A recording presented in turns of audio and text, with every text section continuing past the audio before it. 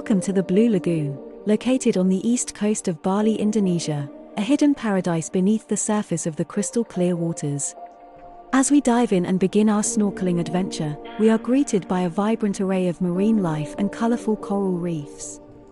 First, we come across a variety of coral reef fish, swimming gracefully among the coral.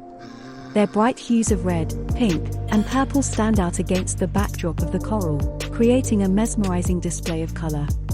We can see different types of fish like angelfish, parrotfish, and butterfly fish, each with their unique patterns and colors.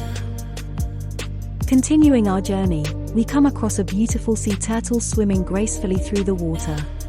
These ancient creatures have been swimming the seas for more than 100 million years, and it is a truly humbling experience to witness one in its natural habitat. Scuba divers can also be seen exploring the depths of the lagoon, marveling at the beauty of the underwater world. As we come to the end of our snorkeling adventure, we are reminded of the importance of preserving these precious underwater worlds for future generations to enjoy. The Blue Lagoon in Bali is a true gem and a must-see destination for anyone interested in the natural beauty of our planet.